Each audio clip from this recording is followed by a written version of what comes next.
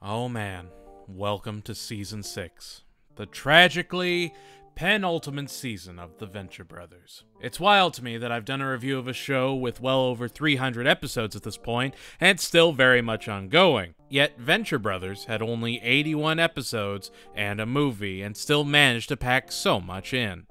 I want to sit here and gush about the dynamic transition in Season 6, but I feel like that's not right to do until we go over all this and Gargantua 2, which again feels out of place attaching it to Season 6. However, if you go by what Max or most broadcasters use for the show, they'll attach it to Season 6 rather than as the conclusion to Season 5, even though it fits better as the conclusion to Season 5.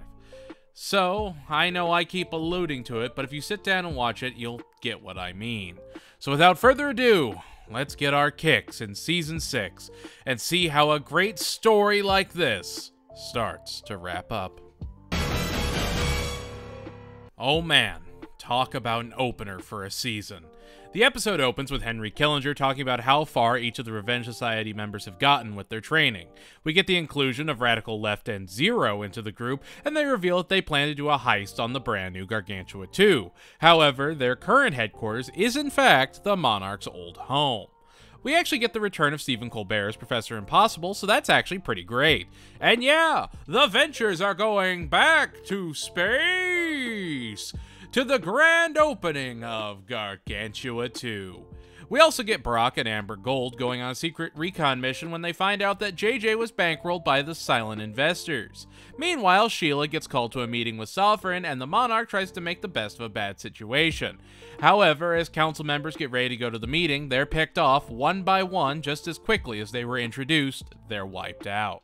It may be small, but I also love that Hank and Dean are back to their old looks, just with some updated tweaks. Like their talk at the end of the last season at least let things heal a little. I know I've mentioned it before, but absolute kudos to Paget Brewster for her performances in this episode. Not only is her Amber Gold fantastic, her run as Mommy Longlegs is just genuinely inspired. I don't know, she definitely cemented herself as a multi-talented actor, but it's always great to hear her voice acting. Anyway, at the meeting, Sovereign is determined to take Gargantua 2 out of the sky, while the Revenge Society makes themselves comfortable in their new headquarters, the Meteor Major. The dialogue is really rich, and it's great to see Brock proud of Hank, and there's just so many genuinely wholesome moments that remind you who these characters are and why they have so much charm. But as we cut to the council and their meeting, things get much more dire as Sovereign decides to take out the rest of the members and put their plan into motion. However, as they're being gassed, Sheila is saved by Watch and Ward as part of the Guild Resistance. We also get Dr. Z and Red Mantle going into hiding. While Doc is on the warpath, he goes to confront his brother JJ, who's looking very unwell and reveals he doesn't have long to live. Basically, all of his organs are failing, and instead of asking anything of Doc, he just wants to spend time with him, even as they're visited by the silent investors. We actually hear them talk for the first time before Amber and Brock are locked up. However, as Swifty and the crew are going through space, they find a UFO in the form of a General Tracer. Phantom Limb is preparing to heist Gargantua 2 when he's contacted by Sovereign, who keeps their deal to let him back into the guild if he makes sure they can sneak on board Gargantua 2 afterwards. Right as they were about to pull the plug on Tracer, he comes back to life, ready to take on the world, as Fat Chance and the rest of the Revenge Society begin their heist and start raiding the space station. Sheila did survive the assault, and Monarch and Gary are flying to Gargantua 2, but with her wounded and struggling, the tension begins to build. Phantom Limb is approached by the investors, who just ask a few questions and then disappear. Brock proceeds to goad Zero on until he gets him to come to the cell and takes him out once and for all. However, with the force field now down, asteroids start pelting Gargantua 2 and threatens to take it out permanently. Red Mantle and Dr. Z then offer to turn over their information and Sovereign to the OSI if they're willing to keep them safe. Sheila confronts Sovereign, and he reveals that he wants to take out the investors so he doesn't have to pay on his end of the deal. The Venture compound is burning down, and Orpheus and the crew struggle to combat the Inferno after Monarch sets it ablaze. But when Jonas and Tracer can't get through a door, Tracer, pelted with gamma rays, becomes a Hulk like he always dreamed. Tracer, Dean, and Doc turn the force field back on, and Killinger is confronted by the investors, who all seem to be related somehow. Gargantua 2 has started to melt down, and everyone begins their final escape. and as Headshot is thrown off by a wave, he pulls the trigger and takes Sovereign out of the sky. Jonas makes peace with his respective gods, and he and Tracer plan to go down with the ship and save everyone while Monarch, Gary, and Sheila make it to the Meteor Major where Killinger finished taking out the investors.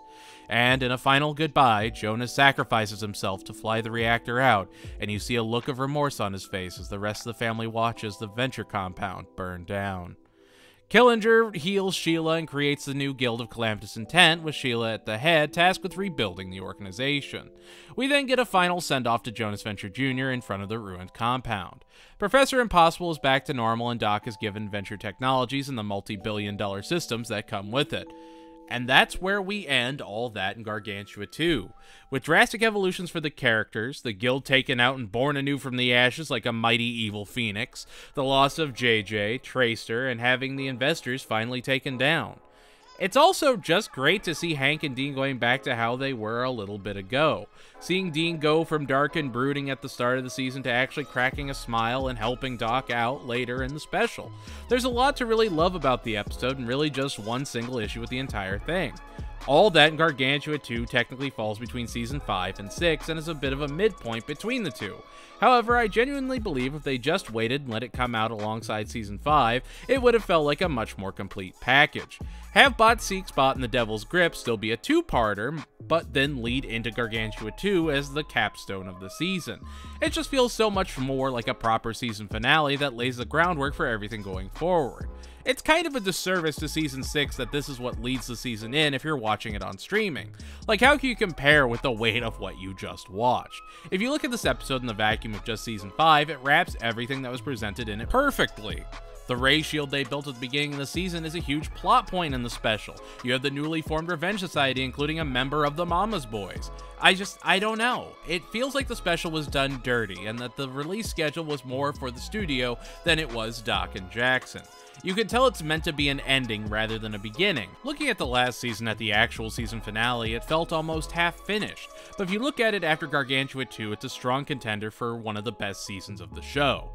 It contextualizes so much and is another huge changing of the guard. It's a great episode, and if you just watch the entire show in one long sit-down instead of paying attention to episodes, it's a great tempo setter. It burns everything down and starts to present new sprouts. And this is our proper intro to Season 6. The compound is in ashes, the family's moving to NYC, and who knows what's in store for the Venture clan. All this in Gargantua 2 really brings out the emotional spectacle of the show. It reintroduces characters that you thought were gone, like Tracer and Zero, of all people. Like, you seriously think that Zero's gone after Every Which Way But Zeus, but then here he shows up just to be unceremoniously taken out yet again. A man so devoted to his name being remembered and going down in the hallowed halls of history, just being eviscerated over and over again. But it feels very much like a true and proper funeral. A send-off, a salute, where we had the previous events with the Bay Doors in Gargantua 1. Here we have Gargantua 2 being put at threat, and what saves the day? The Venture Brothers. The Venture Group. The Venture family. Look at how much this family has expanded out, how much this family has grown. In the beginning, it was just Doc, Brock, Hank, and Dean on the compound. And now you have an entire space station full of people that have been brought into the fold some way or another. The fact that something like this exists is a celebration of what Doc and Jackson created. This is beautiful. This special is next level, and it grips your heartstrings every time you watch it. Even watching it again for the 7th or 8th time making this video, I still shed a tear when I see JJ's final farewell. Even that end where you see them at the funeral, it feels like a final goodbye. Gargantua 2 very much feels like a funeral pyre for what was the Venture Brothers. It's the end of this, not fascination with old sci-fi, but staying in a traditional means. Here, the Venture family is being forced into the real world. They're being forced to interact with common civilian people. They have to now interact in a way they have never done before. All this in Gargantua 2 is, again, it's a capstone. It is a point that you can never go back from. And it makes the entire experience feel that much more vulnerable. It truly is one of the best episodes Venture Brothers ever put out. But what's in store for the Venture family now? There's only one way to find out. Season 6 really is the most serialized the series has been. Each episode literally builds on the next one over and over until we reach that shocking conclusion. But where do we start the season proper? Well, the Ventures are taking New York.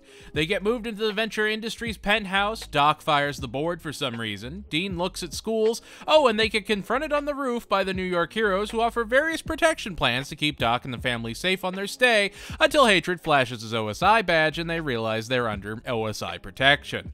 Meanwhile, at Casa de Monarch, the house is under construction and Monarch is infuriated that he's not able to arch Venture because he's just not set up for it. Meanwhile, up in space at the Meteor Major, the guild is struggling to rebuild after the explosive exit of the Sovereign and decide to throw a town hall and get the villains back in rank and file. We also get the return of Brown Widow, still played by Nathan Fillion, and he and Dean catch up on campus with him eventually becoming his new roommate. These episodes are tricky because, it doesn't really have a resolution to each episode, it's just a continued story pushing you deeper and deeper in. We get Monarch and Gary doing recon of the new Venture building, Sheila trying to keep everyone calm as she becomes the unspoken de facto leader of the guild, and unfortunately that's kind of where her character stalls. I say this as a fan of her character, but Season 6 just isn't kind to her. She is basically just the guild personified and doesn't really do much else than speak on the guild's best wishes, even jeopardizing her marriage for it. I don't know, it gets better in the next season when they give her a bit more personality, but in this season she's just ignorant when the story needs her to be, and just trusts that you're too swept up in the story to notice. And it's not even a bad thing, she's just the best candidate for that job at the detriment of her character growth.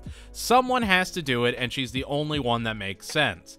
Would it be half as interesting with, say, Phantom Limb or Red Mantle? You've spent seasons seeing her as the voice of reason in the Cocoon, and now she's taking her talents to the guild proper and helping them rebuild.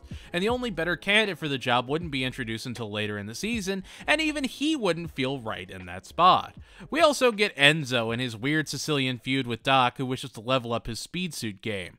Brock moves back in with the family, and Hatred becomes basically a security guard, which, I don't know, he's still around in the season, but come season 7, he's just delegated to these side roles that don't feel relevant at all. And I know I'm coming across super critical of one of my favorite series of all time, but those are complaints that persist throughout the rest of the season, and I'd rather get them out of the way now so I can focus on the positives, like the introduction of Wide Whale as both a new arch for Doc and a story device. It makes sense for someone like the Monarch to arch Doc when they're at the compound, but in New York you naturally get a more sophisticated villain, and Wide Whale, played by Hal Lublin, personifies that perfectly. He's basically Kingpin but with whale allegories. He also has a daughter that when Hank sees her assumedly drowning, he literally ziplines across to try and save her, while Brock has to go toe-to-toe with the heroes from earlier in the episode, including Stars and Garters, Wariana, played by returning great Kate McKinnon, Nightword for a detective, and Fallen Archer, speaking of feet. Sheila signs away Monarch's henching rights to Wide Whale, and he basically has to start all the way back at a level 4 of 10, and has to climb his way back up. Having marathoned the show from the beginning for this review, Season 6 is very much about new beginnings. How does Doc handle a sudden influx of fame and fortune? How does Monarch readjust and go from having an army to having a Gary? How does Sheila rebuild something over 100 years old that's just been burnt down entirely? How do Hank and Dean adapt to going from sheltered homeschooled kids to being dropped right in the heart of the city that never sleeps? Even Brock feels, if not new, refreshed here. He feels like he's the seasoned bodyguard he's always been, but also like he has a new air around him. There's a poignance to him keeping Doc safe. There's a value to it. Now Doc is a high value target. He's going to be facing level 10 arches instead of, say, level 6 or level 4. I don't know, it's something that's hard to describe without watching the show, but when you go from how he was portrayed even in the last season to now, he just feels both more unhinged and less insane in a teetering balancing act. And that's how the season properly kicks off, even having Doc comment on being in New York and cutting away. Hostile Makeover is 23 minutes of setup. You get a little mini adventure / altercation with the superheroes to make you feel a little familiar, but everything else around it is reshaping and building up a vibrant new world we only got a brief introduction to in Bright Lightstein City. The previous seasons were almost sterile in comparison. The Ventures usually interacting with costume villains, while their interactions with civilians were few and far between. As we get into Season 6, there's no avoiding the fact that someone like Wide Whale can regularly visit a pizza place with his whale lice henchmen, and that's just expected to be normal. This is the new normal. It gives everything the guild does a bit more weight. Who cares what happens at some compound or a Spider Skull Island? But when it involves civilians in the heart of New York or, say, Chicago, yeah, you need a system in place to make sure that these things get handled correctly, and the show does an excellent job of showing that if the guild fractures, everything falls apart.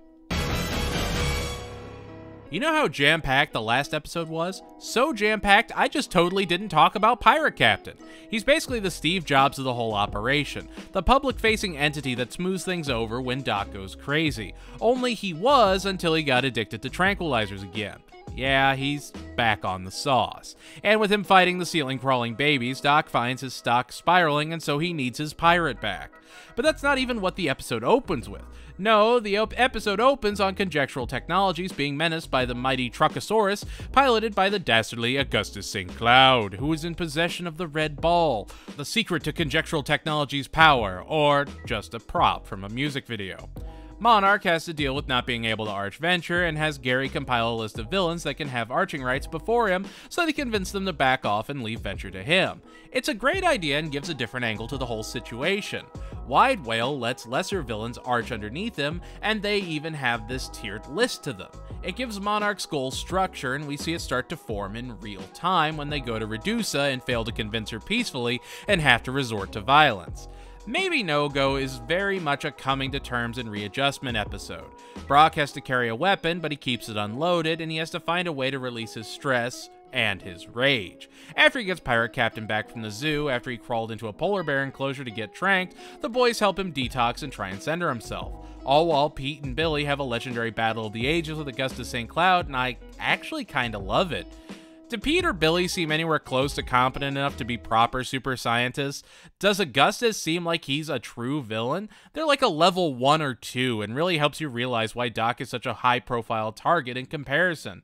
If St. Cloud tried to arch Doc, he'd be eviscerated in seconds by Brock. Helper could probably mop the floor with him. But Billy and Pete struggle against him of all people, even getting sold by him at the end of the episode, which admittedly is both smart and necessary to move the story along. How do you move Pete and Billy into the story when it's in New York and they're out in the desert? Oh, you just have Doc buy their company and have them run his new cutting technology lab. This season does still have episodic elements, but they're to the service of a much bigger narrative than ever before. In earlier seasons, you'd have to approach each episode with a fine-tooth comb to see the different connections. Here, the season takes the time to build each story, as much or as little as they need to with each episode. At first, there's a lot more Pirate Captain to set him up as grieving in his own way after the passing of JJ, but once he gets on his own 2 feet, he just shows up here and there. After Wide Whale gets declared Doc's arch, he decides to assault the new Venture home, and Brock and Hatred team up to take them out, even going so far as to leave a polar bear in Wide Whale's home. And as the episode reaches its end, Manolo, the trusty handyman of House Monarch, discovers a secret tunnel leading to a cave beneath the house, the lair of the Blue Morpho, aka the Monarch's assumed father. The Blue Morpho obviously being a parody of the Green Hornet. We're gonna get into it, don't worry, but having this as the second episode really does feel like everyone has gotten their city legs and has started to adjust to their new lives, and the juxtaposition of having a man with bodied armored henchmen coming out of a giant whale drill thing in the middle of a museum on the first floor of a giant Venture branded skyscraper compared to Billy and Pete out in the desert fighting a frumpy weirdo over a rubber ball just kinda feels right. It shows the evolution of the characters in a way that you may not notice at first, but your brain appreciates. It's a natural way of raising the stakes. Hey, when's the last time you went to the zoo? I don't know, there's a lot of magic to this episode, and seeing that inclusion of the Blue Morpho, seeing how they get ready to set it up, it just feels natural. It feels like they're finally exploring where they could possibly go with the show. I don't know, it's a wonderful way to set up a season-long narrative. The episode opens with a classic adventure of the original Team Venture, with Jonas, Action Man, and Colonel Gentleman tied up by Scaramangela, and Blue Morpho and his sidekick Kano, yes, that Kano, come to save the day. The original Blue Morpho is played by Paul F. Tompkins, who you've definitely heard before. He's a great comedic legend, and his line delivery is actually top-notch, though you'd probably recognize him most as, say, Mr. Peanut Butter in BoJack Horseman. Anyway, Monarch is upset his dad was a hero while Brock takes the boys running, and Hank has his first proper introduction to Serena before Brock and the Whale Lice, including their leader Rocco, make themselves properly acquainted. We then get the introduction of the hoverbike, and Pete, Doc, and Billy going through all of JJ's old projects to find one that they could use, eventually releasing nanobots that infect Dean and start to make him just perform better overall. Meanwhile, Hank gets a job at Vincenzo's Pizza, since Doc told him to get a job, and he uses the hoverbike to make deliveries. It's a very Hank move. Anyway, Sheila is going to a party at Wide Whales and tells Monarch to come when we're introduced to Copycat, the smooth-talking villain played by the still phenomenal Toby Huss. It should be said, Serena is voiced by Kristen Milioti, who gives a fantastic performance in Fargo, the TV series if you've never seen it, and she absolutely nails her character. Again, no one seems to be on the show for the paycheck, and everyone involved really is giving it their all as they swan dive into their characters. Anyway, Monarch shows up in costume, Copycat takes him down to his apartment, knocks him out, and sneaks over to Ventures dressed as the Monarch to put a wedge between him and Sheila. Hank is sent to deliver a pizza to Wide Whales and has to sneak around and run from the guards until he bumps into Serena again. Meanwhile, Dean passes his entrance exam for college with the unknown help of nanobots. Like, on the absolute surface, it feels like nothing happened. Like this was just an episode that spun its wheels and just sort of reveled in the aesthetic of the Venture Brothers. But think about it. Think about all the little things that add up. We get Monarch being besmirched by Copycat as the Monarch, while discovering his dad was a hero and a fellow butterfly lover. We get Dean actively pursuing higher education and through his hard work getting in and looking to find his own way. And then we get Hank. I'm going to be completely upfront here. Hank doesn't deserve what happens to him, but he has the emotional strength to endure it. Hank is very much the tether for the Ventures to their old lives. Think about it. Hank is still the most Hank man to ever Hank. Dean continues to move away from the family work. Doc has to run his brother's company. Brock has to bodyguard Doc from actual non-butterfly related threats regularly now. Hank bought a giraffe and is now a pizza delivery boy. Hank hasn't changed. Hank is still who he was in Season 5 and even the end of Season 4. Dean went through his depression and came out of it a changed kid, and I gotta admit, I like the new peace he's found with himself that really comes to the surface in this episode. But who gave him that peace? Hank. Who comforted him when he knew no one else would really understand? Hank. And now we have Hank, everyone's favorite little towhead falling in love with a woman that sees his charm and he doesn't know what to do with it. He wants to play it cool, he wants to be Hank, but he's never had this before. You get to see young love through the eyes of the moral core of the family, and in a real way, it's touching. You could say it's a whole Romeo and Juliet thing, but it's never like Doc or Brock forbid him from seeing her. He just has to contend with Wide Whale and his men getting in the way. I don't know, it's hard to describe. This entire season feels so aesthetically pleasing. It's like a realized idea of the family moving from a broken idea of the future into the actual future. We went from hover bikes in the old Concorde-style X1 to airships in a street-legal hover car that can just bounce around effortlessly. We're seeing a family stuck in the past being flung into the future and having to confront it head-on, but it's all presented so naturally, so matter-of-factly. The old guild is gone, Sheila has to make compromises to keep the new one up and running, and doesn't even have a council of 13 anymore, just a council of about 5. Everyone is learning to reject tradition and embrace the change. The episode opens with a hologram of JJ waking Doc when his alarm goes off. A very solemn haunting by a ghost of Doc's past in a very literal sense. Talking about these episodes just by the chronological events doesn't really do them justice, because they're really just one long 8-episode movie. 11 if you want to get technical with narrative payoff. So I think I'll cover the smaller things first. Hank is planning his date with Serena and getting help from Brock on learning the do's and don'ts as he's trying to figure out the best way to impress her and capture her heart.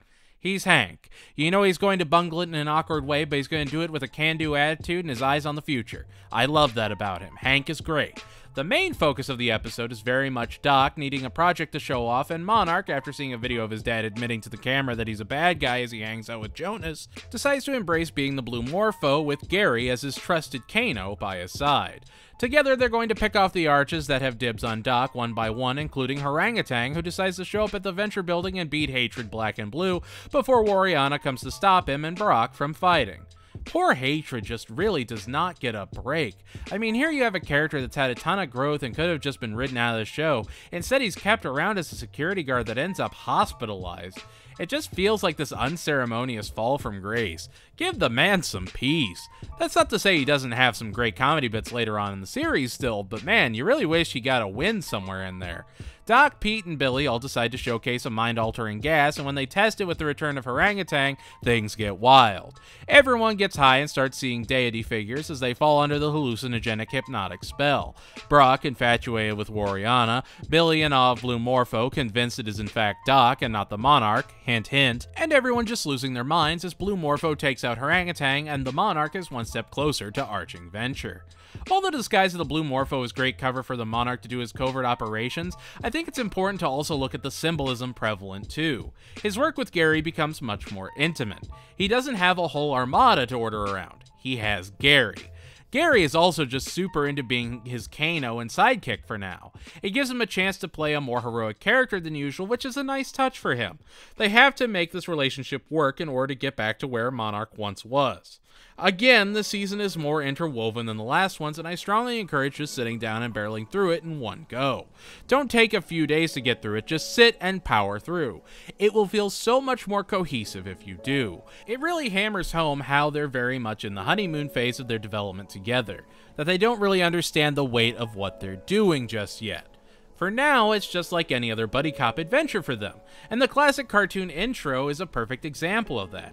It's still bright and filled with hope, and Sheila, despite all her training and intellect, is blissfully unaware of what's about to come. While the Blue Morpho is very much based off the Green Hornet, the impact it has feels much more like, say, DC's The Spirit. It feels like this looming ghost over not only the Venture building, but also New York as a whole. This is an alter ego of the Monarch's father. This is someone that we're just now finding out about that's attached to Jonas in some way. It makes you wonder what's really going on beneath the surface. Sheila goes to pick up Orangutan's body and thinks it's Brock that did it, only to find out that he wasn't responsible at all and was actually at Warriana's, and that they are on the hunt for a vigilante, the rogue Blue Morpho. The god gas backfires and ends up becoming a media flurry after Billy reacts to it and ends up with a viral video. Meanwhile, the Monarch and Gary have to get the Morphomobile out of impound, and Sheila has to help Orangutan's grieving widow, Battle Axe, get their tank from the same impound, and you see what's being set up, right? Yeah, the two are about to have their first proper run-in. Meanwhile, Dean is in a philosophy course where his professor, the in-disguise think tank, played by the brilliantly talented and absolutely surprising guest star Jeffrey Wright, has gotten permission to arch Venture and actually encourages Dean to be away from the house when he makes his visit. It's a considerate touch, or he could just want to have a perfect night alone with the doc in the ultimate battle of wits. There's also a small subplot of Brock and Warriana hooking up and him not being able to get over her, but it's largely not brought up again. It does play into the conclusion of the episode, but I don't know, it feels like a lost thread. Anyway, Think Tank attacks Doc and sets up a chessboard just to find out Rusty is a checkers man. Think Tank wants a true test, an intellectual equivalent that will challenge him and force him past his limits. He gets Doc, who sort of fell upwards into success, and Brock, who's determined to cut through the barrier and get to him even if it doesn't do anything. Battle Axe sees the Blue Morpho and assumes it's Doc, so after getting back her tank, she heads for the Venture complex just to crush into Think Tank, and the two take each other out, while Gary and the Monarch hide from Sheila and find out that the Morphomobile can fly. We also get bursts of Hank working at Vincenzo's and being just a solid delivery boy, which is really great for him. It shows he's adapting as best he can. Tanks for Nothing really had a chance to go deeper with Sheila and completely avoided it. Here she is going around town with a widowed villain, and she never even considers what it would be like if the Monarch wasn't around. It's because she's not Sheila anymore. She's just the leader of the guild. Everything we see her do is for the guild, and even with the backstory we're given of her, it's just confusing that she would be so passionate about it all of a sudden, if only because she wants to make sure Phantom Limb doesn't run things. I don't know, the episode definitely feels like one of the weaker episodes of the season, and it's not even bad. It just requires the most suspension of disbelief of the season. Sheila can't recognize her husband, of course Battle Axe hits Think Tank, and it's all just a sliding scale of how plot-protected characters are for the good of the joke and the good of the overall story. And usually I don't have a problem with it, except for when they're doing it to artificially build drama before moving into the end game, which if this was a longer season, yeah, okay, it wouldn't be as bad. But when you only have 8 episodes, 9 if you count Gargantua 2, you kinda have to make the most of each one. And with this being 6 episodes, or 5, into a season, you have to wonder if it couldn't have come earlier. And then you get It Happening One Night. The episode opens at the Doom Factory, a loving homage to the Legion of Doom, with all the avant-garde artistic and villains inside its hallowed walls, led by the diabolical Wes Warhammer. And yeah, they decide to arch Dr. Venture.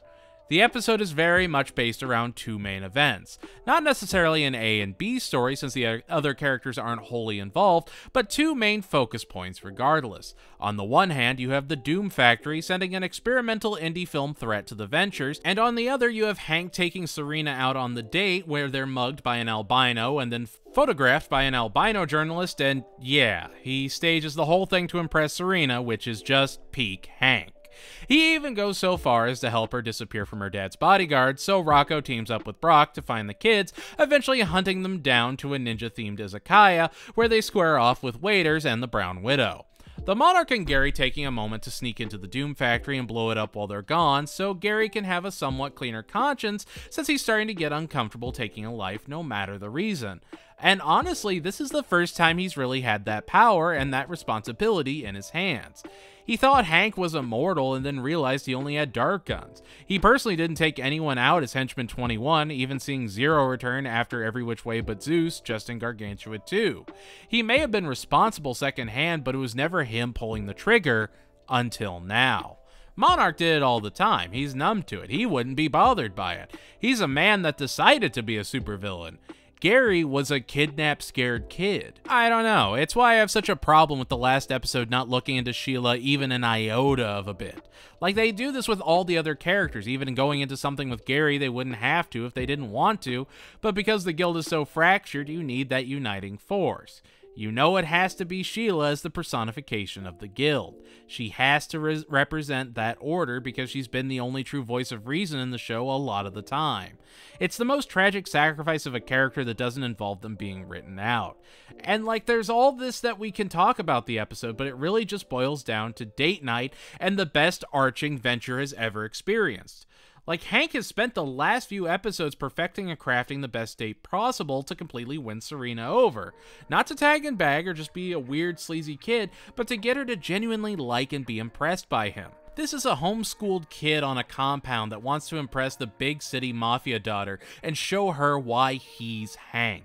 Of course it's goofy and almost cringeworthy in parts with the bad-inspired dance-off, but it's all quintessentially Hank. At the end of the day, it feels exactly like what you'd think Hank would do, and it's the most honest depiction of himself. And who's helping him with it? Pete, but more importantly, Dean. Dino Depresso isn't here anymore. He is genuinely coming along to support and love his brother, and how he's been helping out really feels like a much more mature love between the brothers. Beforehand, they were just brothers. They were forced to be together almost 24/7, and being on the compound, that was really all they had as far as companionship. But now, with the option of a wider, broader world, and Dean being a more actualized person, he chooses Hank to be his brother. He recognizes that Hank has always been there for him. It's not a competition between the two or anything anymore. They're just two brothers, and it's a very kind of wholesome feel, especially compared to the other brotherly relationships of the show. Again, it's so subtle, but the inclusion of Dean being there, fully committed, smiling, and goading Hank on is so important to their bond. The Brock and Rocco stuff is good, and it does help build Rocco out as a character, but you still very much understand where things stand with everyone. And a lesser show would have this as the primary focus of the episode. A lesser show would have done even further into the relationship between Brown Widow and Serena, and planted a seed of mistrust between her and Hank as the main conflict. Instead, you have two lovebirds running through the city on a wild, scripted and unscripted adventure, with the boy's father being tormented by the greatest artful rogues gallery of all time. I mean, I know it's a joke, I know it's just all a gag, but it's so effective as a legit arching tactic, and that's what blows my mind. Wes Warhammer turns the Venture Penthouse into an impromptu art studio, and has Doc be a part of his films, where naturally Doc is getting drunk on all the attention and going for as much of the spotlight as he can get. But while he's doing that, they're robbing him blind until Warhammer is tired of him and just leaves with his stuff, leaving him both psychologically and literally robbed. The Monarch tried psychological warfare in The Devil's Grip. Warhammer perfected it in It Happening One Night. It truly was one of the most clever episodes of the season, and I don't know, even as their flying base gets blown up by the Monarch with them inside, it just feels like a satisfying culmination of everything as we head into the last two episodes of the season. We're not done with the weird yet, but I remember seeing this episode years ago and knowing they hadn't lost a string on what the show was. Everything felt like it made sense. You just have to have faith they know what they're doing. The episode is peak Venture Brothers and really has an early season energy to it. It's aware how tongue-in-cheek it is, and it's a celebration of its jokes. It's episodes like this that make the show truly feel ascended. It's a Scorsese episode. I can't believe I might have to explain this, but just in case, for the sake of being thorough, Martin Scorsese is a film director. You know his work even if you've never seen one of his movies. Goodfellas, Casino, Taxi Driver, Raging Bull, The Wolf of Wall Street, to name just a few. He, much like, say, Quentin Tarantino, Christopher Nolan, or Wes Anderson, has a very distinct directing style. His style focusing primarily on inner monologues and crime-based character pieces. They're introspective while telling both true and entirely fictional stories. Again, knowing who Martin Scorsese is should be as commonplace as being able to spell the color red. But you never know. Anyway, yeah, that's what A Party for Tarzan is. It's a crime whodunit with several different perspectives, backstories, and monologues that if you take it as just a Venture Brothers episode, yeah, you're gonna be confused. But if you get the joke, if you get what they're trying to do, it just gets elevated that much more. It's probably one of the smartest pieces of satire ever written. It's smooth, incorporates its own story into what's going on, adds creative world building, it works on a lot of levels. And I just gotta take a second to celebrate all this, because that's really all there is to the episode. If you don't like Scorsese style, you're just not gonna like this episode. But if you just absolutely hate that style, why are you even watching something like this? It was almost like the last episode was weeding out who was cool and who wasn't. You chill with basically Studio 54 but villains? Cool, here's a whole episode made like the Goodfellas. You're welcome. I will also say this, especially with this episode, but Season 6 is very in love with the aesthetic and feel of New York City. There's a love for the city and the culture and the writing, and it's impossible to ignore. And I know I'm going in depth on all the things surrounding the episode, but it's a very simple plot at its core. It's how it's presented that feels special. Let's put this pot on the burner and boil everything down to its most basic components. The episode opens with Doc dressed as the Blue Morpho, having a bunch of red on him, and then being shot as they change perspective and you learn about Gary's past as he narrates. Basically, Gary has to take out another villain on the list at the same time the Monarch is arching his new scientist to get his wife's suspicions off of him and he can keep working in peace. Meanwhile, Doc is throwing a lunar eclipse party and invites one Christopher Lambert. Christopher Lambert was in a movie called Highlander, and if you don't know what Highlander is, what you're going to do is find it, watch it, and then have your mind blown that not only does it have a several-season TV show with an intro done by Queen, the movie also had not only Sean Connery, but a very young Clancy Brown, aka Mr. Krabs, and Red Death in this series, and Highlander even had an anime. Highlander rules. Oh, and Sheila is hunting down the diabolical Blue Morpho. Doc steals the Monarch's Blue Morpho suit while it's at the cleaners, puts it on, it has a bulletproof vest, and boom, that's it. That's the whole thing. Now, is that me saying that you need to skip it? No. Absolutely not. It's essential viewing and a necessary element to the show as a whole. It is completely elevated not only by the direction but also by the dialogue that the show has been so masterful with up to this point. They earned a Scorsese episode. They earned being able to do it in that style and have it pay off like it does. Family Guy couldn't do that, nor could, say, something like Royal Crackers. Royal Crackers is a show you all should try. I don't know, it's a diamond in the rough with some surreal ideas. But I digress. A Party for Tarzan is a phenomenal episode and actually feels like a well-deserved victory lap. Even the fake out at the end of the episode feels earned and not cliche. You know he's fine, but they're still going to keep you on your toes as we dance our way into the season finale. The episode opens with a Saw-esque scene with two random guys chained up in a bathroom with a pile of not moving guys in the middle of the room. Food comes in at regular intervals and they start to figure out who each other is, eventually realizing they're both supervillains. It's a chilling side story that we cut to randomly that works for the episode. We then go to the park where Hunter is meeting with Sheila to go over their plan for a sting operation. Since Blue Morpho, aka the Monarch, has to go after Red Death next to get closer to Arching Doc, they want to set up a decoy sting to try and catch him in the act and end this once and for all. Red Death, of course, being played by the infinitely talented Clancy Brown, and is one of the most premier terrifying villains in the guild. Outside of an absolutely insane design, he also just incredibly wise and feels like a character that's been in the game for a very long time.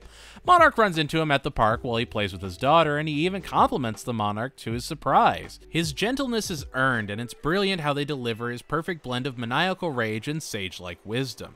And so yeah, everyone gets an OSI or guild body double and they plan the sting to end all stings. An OSI agent and a guild agent fall for each other, they all play volleyball in the pool as one big happy family, it's just great. I will say this, how Monarch tries to handle Red Death is brilliant. He goes to Red Death's home, talks to his wife and warns her that something's happened and she needs to stay with her mom. That's it. No threats, no hitting her or harming her in any way, mainly because he just knows better than to do that to someone attached to Red Death, but also that's just not who he is. He's not going to take out or kidnap some housewife, his rage is for Doc and it just wouldn't be right. Red Death then gives them the Taken speech when he thinks his family is in peril, and the guys understandably freak out. Red Death hunts them down, discovers he's Blue Morpho, they explain the situation, and then lo and behold, we find out Gary has been keeping villains in the basement instead of taking them out, but one has gone psychotic and started eating the others, so they still ended up unalive. Red Death offering to help them with their problem. And yeah, that's just kind of it. That's the season finale. On the one hand, it's nice to see the story progressing and everything. On the other, it just doesn't feel concluded, and that's kind of where season 7 comes in. Not in a, like, yeah, idiot, the next season usually does build off the last season way, but more in the beginning of the season, feels like that's the justified conclusion of the previous season, much like with season 5 to 6. Hey, look, it's becoming a kind of weird pattern.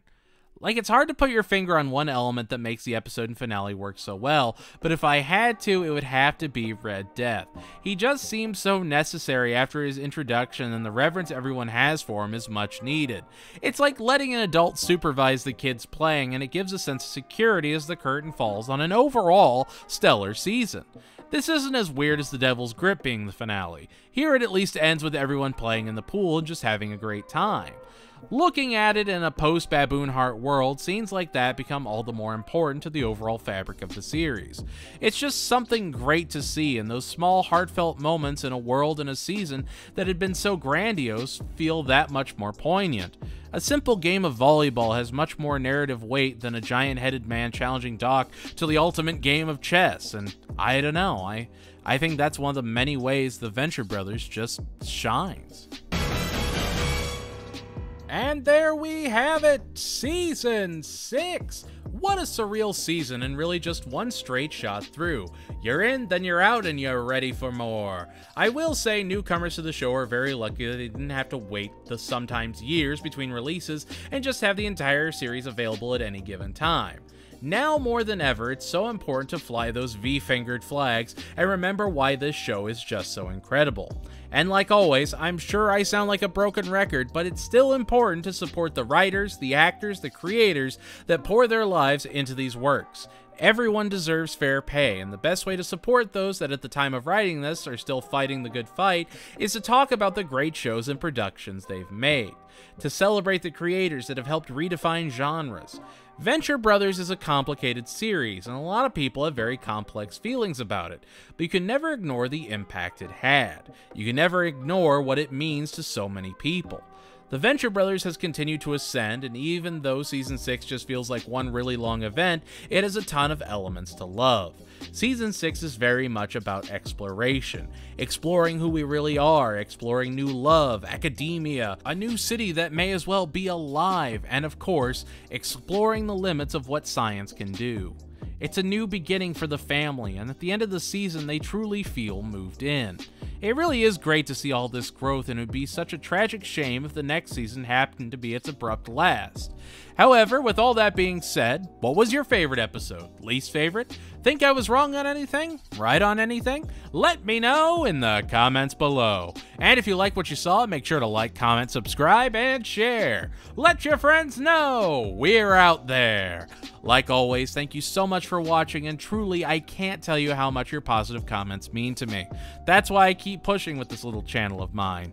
Feel free to join us on Twitter or X or whatever it is now, Twitch, Discord, and Patreon. Keep fighting that good fight, stay strong, and I believe in you. Things will always get better if you keep fighting for a brighter tomorrow. And, like always, go Team Venture.